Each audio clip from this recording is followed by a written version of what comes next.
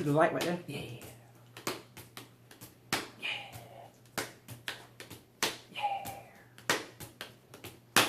Wobble baby, wobble baby, wobble baby, wobble.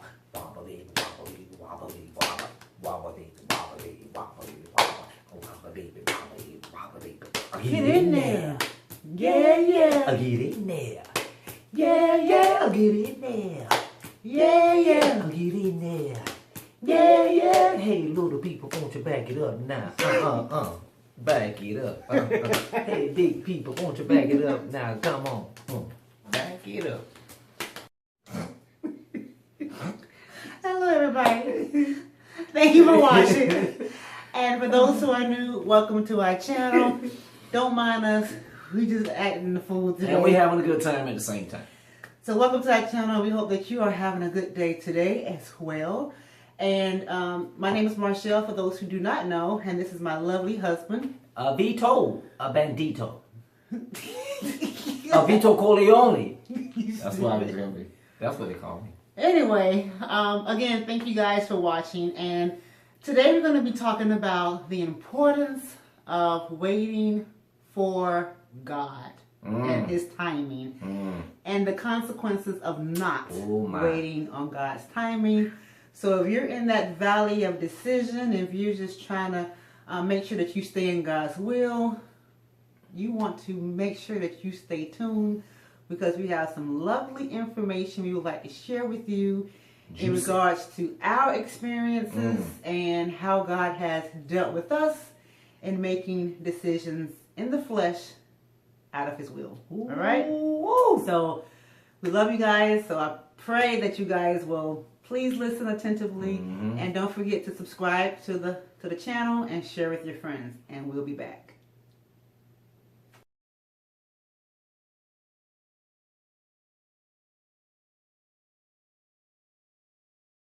All right, you guys, welcome back. And welcome. This is going to be a very interesting episode. As you know, we live in a society where it's pretty much microwavable. We want everything and we want it now. Ding, 10 seconds. Everything is instant, and we don't really have to wait for anything. You have technology now that you can just use, and bam, you have what you want.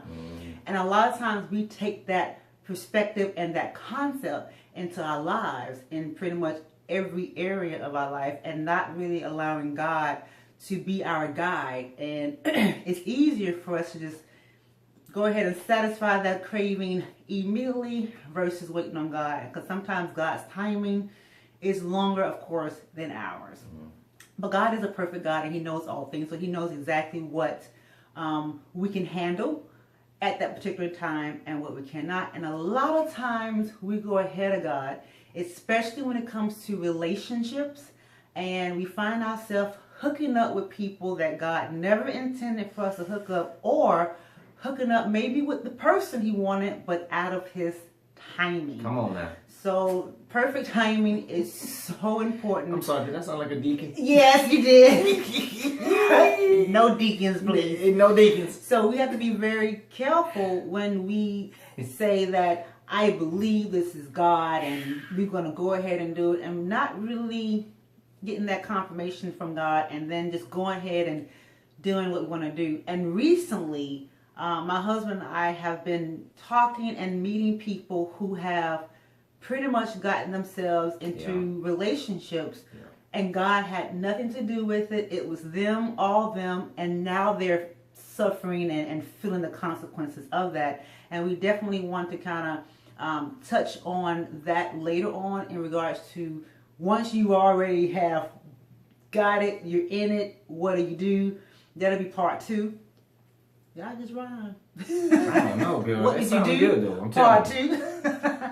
So, but right now we want to just kind of give you some of our experiences of going before God. Yeah. Even as children of God. I'm not talking about those who don't have a relationship with God. I'm talking about those who have a relationship with God, and you're trying to find your way, and you want to make sure that, you know, you hook up with the right person. Is this God? And I'm going to allow my husband to kind of give you a little synopsis and an overview of what happened when he decided to go forth in a relationship. Yeah. In the flesh. In the flesh, baby. And God allowed him to stay in it for 14 years. 14. Of HE double hockey sticks. Yes. Because of it. Yeah. So, babe. Yes. I'm gonna start with you first. Come on with it. And see, I'm not ashamed to talk about this. That's fine. That's why we're here. I'm not ashamed to talk about it. You saved. Yeah. We was in a backsliding mode, right? I was. But you knew at the time what state of mind you was in. Right. And you decided to see this female, and then you can go from there. Well, actually, when I saw this female, of course, I was in my early 20s. When I say early, I'm talking about early 20s. So when I saw this female, I basically liked what I saw. But at the same time, I had help because I was over one of my friend's house. Him and his girlfriend was together, but she was with his girlfriend, and I saw her. No, you can go all into details. But you know what I'm saying. Yeah, just give me the basics. You saw a girl, you liked her, wanted it. I wanted it, and I went forward with it, even though I knew in my heart that was not, God was telling me no. How do you know he was telling you no? Because you just hear that voice. You know, it's just something in you, you know. Even in the backsliding stage, God still will speak to you. Mm-hmm. Okay, so get this straight. Even when you're in the backsliding stage, it doesn't hinder God's voice from coming from heaven to earth to put in your ear and say, hey, don't do that. Because you're his child. You still his child, even though you walking in disobedience. So yeah, of course. You know, I saw her, you know, I liked her, and also I was hot in the flesh. Mm-hmm. Okay, you know, you know. You saw your friends had girlfriends. Yeah, my friends had girlfriends. My god brother, who I love dearly, that is just like my ace boom coon. I mean, he was really like a model for me. Really, to be honest with you, my god brother. He know who he is. EC, first initial, last. But my sister was married. Everybody was getting married. I wasn't getting married yet, you know, even as a man. Why you looking like that? I mean, even men do go through this same emotional thing. So, yeah, I mean, you know, I saw her, you know, and I wanted it. And I knew that at that time, at that moment, I knew that, you know, God was telling me no. But I went forward anyway because that voice... Because that you lonely, were you just insecure? I was self, you know, low I wanted that companionship just like everybody else was getting. Mm-hmm. You know, I wanted to have somebody. I didn't have no girlfriend, all right? So I wanted to have somebody, just like I saw all my friends have somebody. So hey, I wanted that experience. You know, I'm tired of being alone by myself sometimes, you know. Did you pray and ask God, you know, God, no, I did not. I wasn't even seeking God, wasn't going to seek God, didn't want to hear nothing what he had to say. They say they have sought God and they did pray and end up... And they may have, but they may have not waited for God's voice too. And his response. And his response to the prayer. Right. That's the key. And even then, you know, being impatient, of course, kicking in, you know, but at that moment, I didn't even have to ask God. God had already told me even before I asked him, no. No, you know, he would do that. He would sit back and wait. You know, hey, so what are certain things that once you got into it, then you got married. Yeah. When did it click and then you said, you know what, this is not God and I made a huge mistake? And well, the warning signs was already there even before that. Absolutely. Okay, so you ignored all the signs. I ignored all the signs. And usually we do. You know, warning comes before destruction. It is so true. But the warning signs were already there. And I didn't want to pay attention to the warning signs because I was like, oh, man, nah, you know, she ain't going to do me like that. Yeah, she doing them like that, but she ain't going to do me like that. Mm. So I kind of just went along with it. And then at the same time, you know, her and I being in a relationship, now we got intimate with each other. So now that even made us even more twain in the, you know what I'm saying, like a soul tie. Was that before or after? Did y'all have? That was, yeah, we had intercourse before that. Before marriage, yeah. We sure did. We had intercourse before marriage, and people don't understand. When you're having intercourse before marriage, that blocks and cancels out a lot of things, because now not only have you taken that step to say, okay, I'm going forward with this relationship, but now y'all don't have intimacy now. So now y'all bringing y'all flesh as one now. So now a lot of emotions are now, you drawn to her, you connected to her, she's connected to you emotionally, and now ain't no spiritual thing. Now it's all flesh now. And it deters your judgment. Yes, it does. It deters and sin Yes. is what separates us from God anyway. Yeah. So until we repent from that, it's like, okay, God says he turns away from sin. He turns away from it. He's waiting for you to repent, and a lot of times we don't. We don't repent because we feel like that we didn't make a mistake yet. You know, we still convinced that this is the one. They're going to change. Months go down the line, you're still hoping that they're going to change, and you know, I'm pretty sure. See, we're talking about at that moment when they're coming together in the flesh, right? Who God spoke to first? He could speak to that young lady and say, don't you marry him. But in my case, he was speaking to me. See, I can't speak for her, but I know what he told me. And you disobeyed. And I disobeyed. So whoever it is he's speaking to at that moment, that's the one he's holding accountable for. To say, you will be the one. Do you think, and this just came to my mind, I could be the devil's advocate, and not to support females, but I just want to kind of ask you this question. If everything started in the garden, and God spoke to Adam first in regards to the tree. Right. He didn't speak to Eve first. Yes. Okay, I got you. He spoke to the male first. So you think that even in modern days, you think that God speaks to the man first? Or he speaks for the ones that has the closer relationship with him at that particular time? I believe that. I believe Which one? I believe the one who has the relationship with him.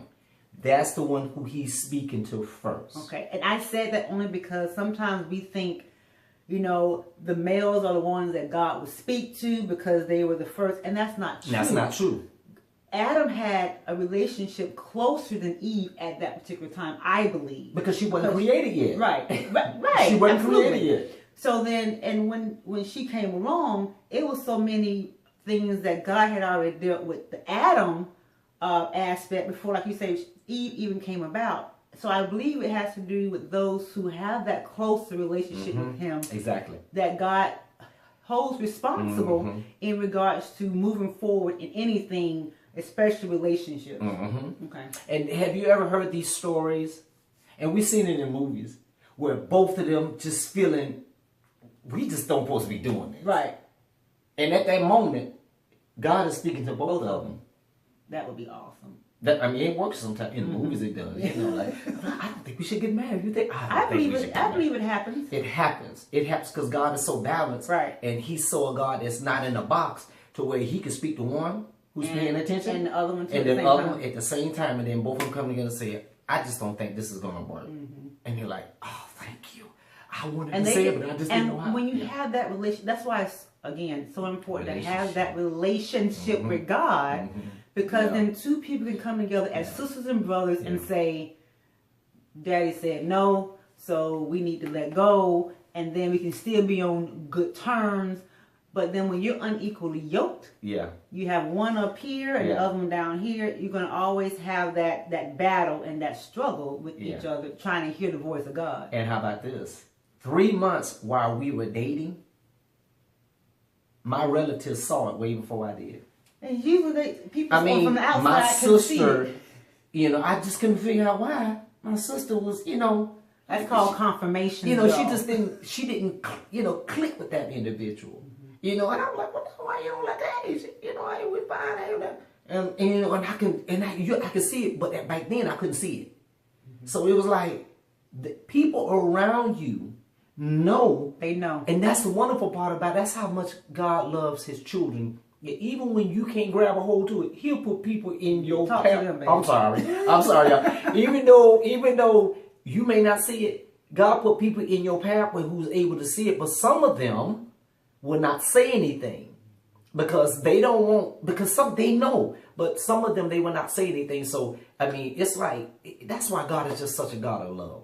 You know, he's just a God of love. He loves his children. So now, after, you know, we don't got it and everything, you know, and got married and all of that, you know, a year go by, of course, and it was just constantly confusion, fighting. When I say fighting, I'm talking about fists. I'm talking about verbally fighting, verbally hurting each other, mental abuse. Yeah, mental abusing each other, and it was already like that before we even got married. We so were it magnifies doing that. when you say I do. It magnifies, but the warning signs are already there. Because, you know, me at that time at an early age, I didn't know where I was going at. And my relationship with God was not the way it is now. I'm not saying it's perfect, but I'm saying as you be in this relationship with God over the years and over time, and as with anything, with time, as you stick with it, as you be in it, you start to grow and mature. You start to, you know, understand God's voice and then not get so upset when things don't go your way. That's called going through the process of learning this Father that we have been introduced to through Jesus Christ. So that thing magnified because it started off in the flesh. Right. So as we said, I do, then it even more magnified. And then it's like from every, and it's like, sweetie, I must tell you that it never got to a point where there was just peace for a certain season, like a year or 6 months, or, you know, it was always every 3 months or every 2 months or every 2 weeks. It's constantly back and forth. Consistent hell. Consistent H-E double hockey sticks. Exactly. You know, so you were like, well, no, this is going to get better. Even when we joined a religious organization, we thought that, okay, maybe, you know, it's going to get better. No, it stayed the same because it started off wrong. So then